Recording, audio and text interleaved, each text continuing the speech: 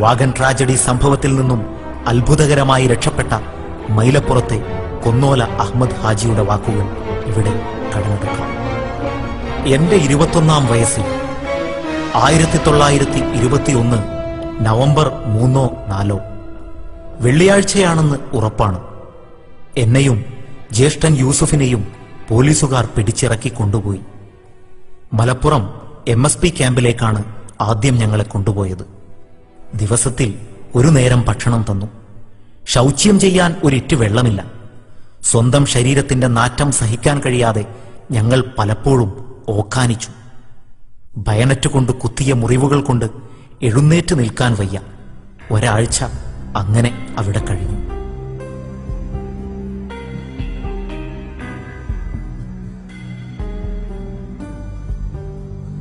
November 20-ാം തീയതി രാവിലെ ഞങ്ങളെ 4 പേരെ കൂട്ടിക്കെട്ടി. കഴുതവണ്ടിയും കുതിരവണ്ടിയുമായി പോലീസും. ഓരോ വണ്ടിക്കുമിടയിൽ ഞങ്ങളെ നിർത്തി ഓടിച്ചു. കിതച്ചും ചുമച്ചും ഞങ്ങൾ ഓടി. ഓട്ടത്തിന് സ്പീഡ് കുറഞ്ഞാൽ പിന്നിലെ വണ്ടിയിൽ നിന്നും ബയണറ്റ് കൊണ്ടുള്ള കുത്ത്. ഓടിയും ചാടിയും ഉച്ചയോടെ ഞങ്ങൾ കോട്ടക്കലെത്തി. പട്ടാളക്കാർക്ക് നല്ല ഭക്ഷണം, ഞങ്ങൾക്ക് പട്ടിണി. ഒരു തുള്ളി വെള്ളം പോലും ഞങ്ങൾക്ക് തന്നില്ല. അങ്ങനെ വീണ്ടും യാത്ര. സന്ധ്യയോടെ തിരൂരിലെത്തി. തിരൂർ റെയിൽവേ സ്റ്റേഷൻ പ്ലാറ്റ്ഫോമിലെത്തിയപ്പോഴേക്കും ഞങ്ങൾ തളർന്നു വീഴുകയായിരുന്നു. രാത്രി ഒരു സിഗരറ്റ് ടിന്നിൽ 4 വറ്റ് ചോറുമായി പട്ടാളക്കാർ ഞങ്ങളെ വിളിച്ചുണർത്തി. എന്റെ ജീവിതത്തിൽ ഇത്രയും സ്വാദുള്ള ഭക്ഷണം ഞാൻ കഴിച്ചിട്ടില്ല.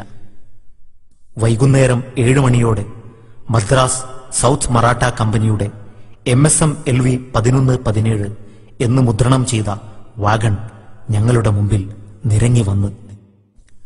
കണ്ണിൽ ചോരയില്ലാത്ത ബ്രിട്ടീഷ് പട്ടാളം ആളുകളെ കുത്തിനിറക്കാൻ തുടങ്ങി.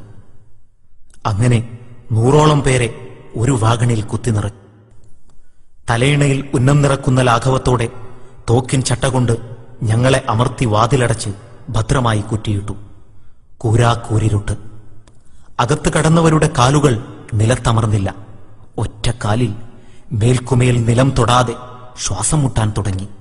തൊണ്ട വരണ്ടു. ഒരിറ്റ് വെള്ളത്തിന്, അല്പം വായുവിന്. ആരുണ്ട് കേൾക്കാൻ? അപ്പോഴേക്കും അറിയാതെ മലമൂത്ര വിസർജനം നടന്നു. മൂത്രമൊഴിച്ച് അത് വലിച്ചു കുടിച്ചു. സഹോദരന്റെ ശരീരത്തിലെ വിയർപ്പ് നക്കിക്കുടിച്ചു. അന്യോന്യം മാന്തിപ്പറിക്കാനും കടിച്ചു പറിക്കാനും തുടങ്ങി. ഞാനും സഹോദരൻ യൂസുഫ് കാക്കയും ഒരു ആണി ഇളകിയ ദ്വാരത്തിൽ മൂക്ക് അമർത്തിവെച്ച് ജീവൻ പിടിച്ചു നിർത്തി. ഞങ്ങളുടെ മേലെ മയ്യത്തുകൾ വീഴാൻ തുടങ്ങി. പുലർച്ചെ 4 മണിക്ക് ട്രെയിൻ പോത്തന്നൂരിലെത്തി. അവിടെ വെച്ച് വാതിൽ തുറന്നപ്പോൾ സർവരും ഞെട്ടി. 64 മയ്യത്തുകൾ. പോത്തന്നൂർ സ്റ്റേഷൻ മാസ്റ്റർ മരിച്ചവരെ ഏറ്റെടുത്തില്ല. അവരെ തിരൂരിലേക്ക് മടക്കി. തിരൂരിൽ നിന്നും വാതിൽ തുറന്ന ബ്രിട്ടീഷ് പട്ടാളം കാണുന്നത് ഭീകര കാഴ്ച. 64 മയ്യത്തുകൾ കണ്ണു തുറിച്ച്, നാക്ക് നീട്ടി, അന്യോന്യം കെട്ടിപ്പിണഞ്ഞ്, മൂർധാവ് പൊട്ടി, തൊലിയുരിഞ്ഞ്, നാക്ക് നീണ്ട് കണ്ണു തുറിച്ചു നോക്കുന്ന മയ്യത്തുകൾ. ഏറ്റെടുക്കാൻ ആളില്ലാത്ത അവസ്ഥ. ഒരൊറ്റ മനുഷ്യനെയും കാണുന്നില്ല. എല്ലാവരും ഒളിവിൽ. അങ്ങനെ ബ്രിട്ടീഷ് പട്ടാളം ഈ മയ്യത്തുകൾ ട്രെയിനിൽ നിന്നും മാറ്റാൻ മാപ്പിളമാരുടെ സഹായം തേടി. ആരും പേടിച്ച് പുറത്തു വന്നില്ല. കോരങ്ങത്തെ പാറപ്പുറത്ത് മുഹമ്മദും കൈനിക്കര മമ്മുക്കയും ആരെയും അറസ്റ്റ് ചെയ്യാൻ പാടില്ല എന്ന ഉറച്ച ഉപാധിയിൽ മയ്യത്തുകൾ ഏറ്റെടുത്തു. നിരനിരയായി റെയിൽവേ സ്റ്റേഷനിൽ കിടത്തിയ മയ്യത്തുകൾ. 44 എണ്ണം കോരങ്ങത്ത് പള്ളിയിലും 8 എണ്ണം കോട്ട് ജുമുഅത്ത് പള്ളിയിലും അടക്കം ചെയ്തു. 4 തീയ്യന്മാരെ അടുത്തുള്ള കല്ലുവെട്ടുകുഴിയിലും അടക്കം ചെയ്തു.